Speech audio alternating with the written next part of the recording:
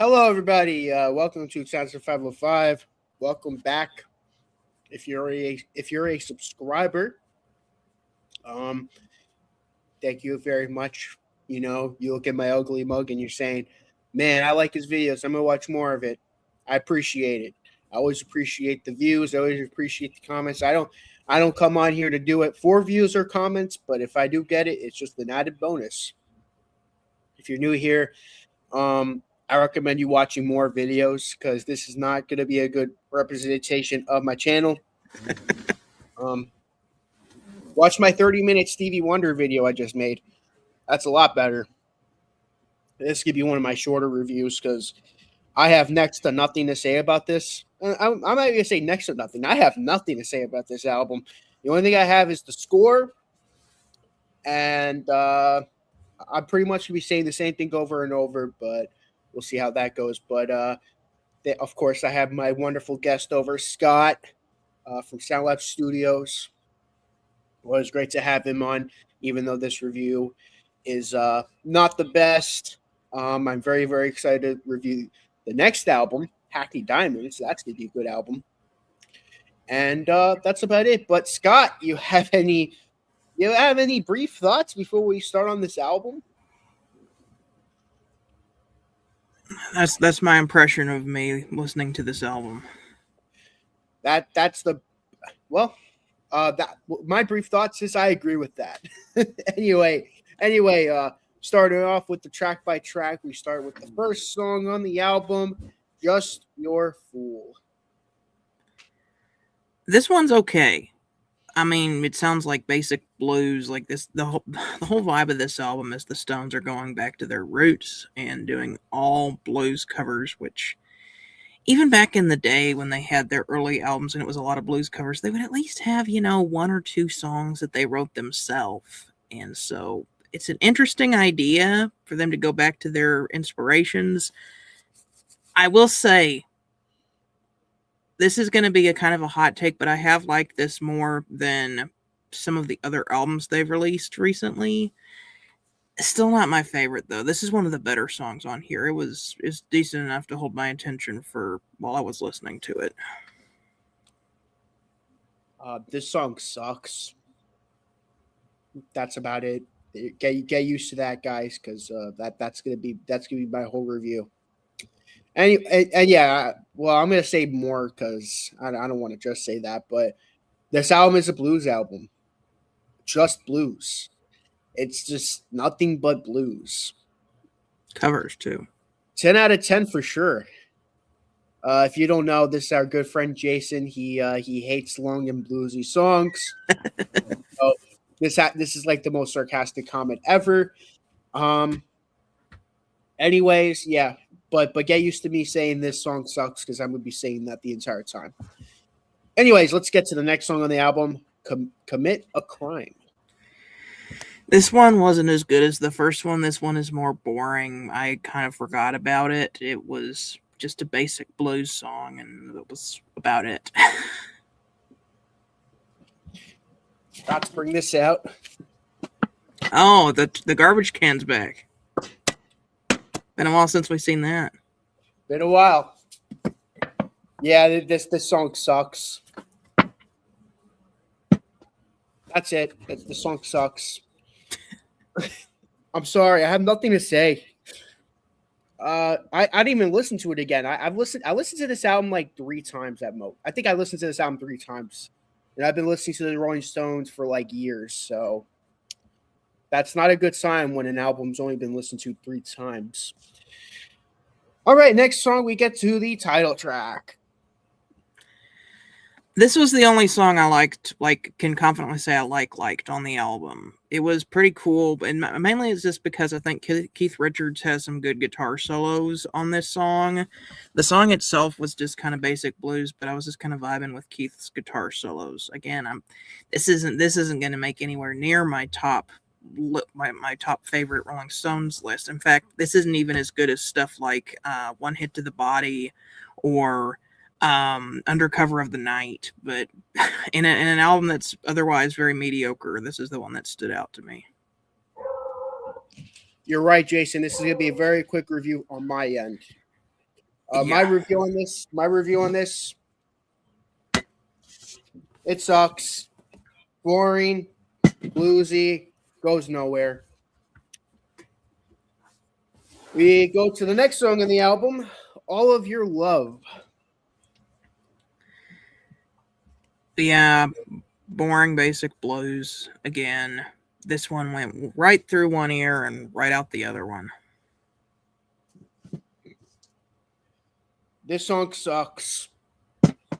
Too long, too bluesy. We get to the next song on the album, I Gotta Go. Oh, all right. Bye.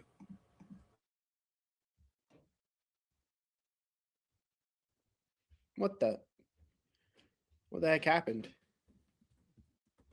Oh, You said I gotta go. That joke. Wait, way over my head. I'm sorry. I was so confused. I'm like, oh no.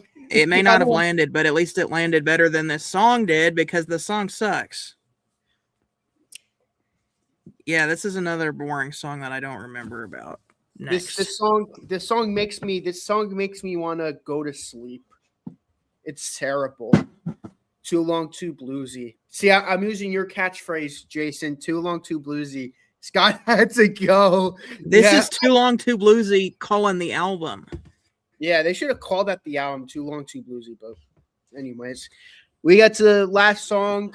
When we get of the halfway point, everybody knows about My Good Thing. This one was kind of weird with like Mick Jagger was doing like a weird thing with his vocals. Still not that interesting. There we go. Yeah, this song was too long. It was too bluesy. I hate it. This song fucking sucks. Well, at least we're halfway through the album. And how long we're almost 10 minutes into the review and we're already halfway through the album. All right. Next song on the album, Ride 'Em On Down. This song is bad, but what makes it especially bad is that this is the song that Hats Off to Roy Harper was based off of, which gives it an extra special place in the garbage can. Trash. This song sucks, but doesn't suck as much as Hats Off to Roy Crapper. Yeah. But yeah, I have nothing to say. This song sucks. I'm sorry, guys. I have nothing to say. Anyways, next song on the album, Hate to See You Go. All right. Oh my god. That's gonna get old pretty soon. Yeah. No, I would not hate to see this song go because it does nothing to this album.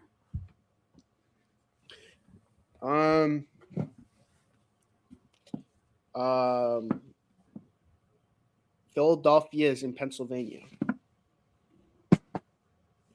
All right, next song on the album is Hoodoo Blues. This was the weirdest song on the album. There was some kind of weird vocal effect put on Mick Jagger's voice, which, like, when you're doing just straight up blues music, makes it even weirder. Like, you have what's attempting to be a cool production on this very standard blues song. Doesn't really land for me. And every time I see Hoodoo, I think about Creedence Clearwater Revival and Born on the Bayou, which is a much better song. Hello, my name is Jason, speaking to you here in the basement of the great state of Kansas. Next song on the album, Little Rain. Another boring song that I don't remember.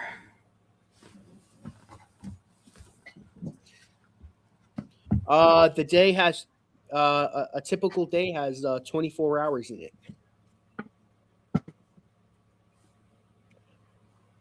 Next track on the album, Just Like I Treat You. Yep, another boring song that I just can't remember.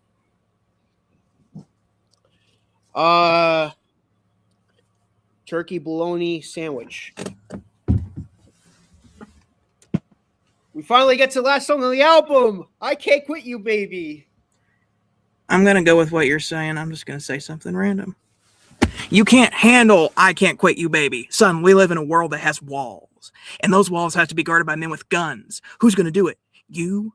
Lieutenant Weinberg, I have a greater responsibility than you can possibly fathom. You weep for Santiago. You curse the Marines. You have that luxury. You have the luxury of not knowing that I know that Santiago's death, while tragic, probably saved lives, and that my existence, while grotesque and incomprehensible to you, saves lives.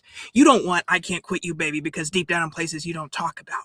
Parties, you want me on that wall. You need me on that wall. You use words like honor, code, loyalty. We use these words as the backbone of life spent defending something. You use them as a punchline. I have neither the time nor the inclination to explain myself to a man who rises and sleeps under the blanket of the very freedom that I provide and questions in the manner that I provide it. Otherwise, I would just say thank you and went on your way. Otherwise, I suggest you pick up a weapon and stand the post. This is finally the last song on the album. I don't even want to pull up the trash can anymore. This album has so little effort in it. You can't handle blue and lonesome, or at least I put it. Okay, That's the Scott. most random thing I could think of was this quote from Jack Nicholson. But That works though. Scott, do you have a top 5? I have a top 1, Blue and Lonesome. I have a top none or a bottom 9 because I don't remember anything on this album. What's your score gonna be? Well, I still liked it better than A Bigger Bang because at least A Bigger Bang, like that album put a bad taste in my mouth. This album literally did nothing for me, so it's getting the dreaded 5 out of 10.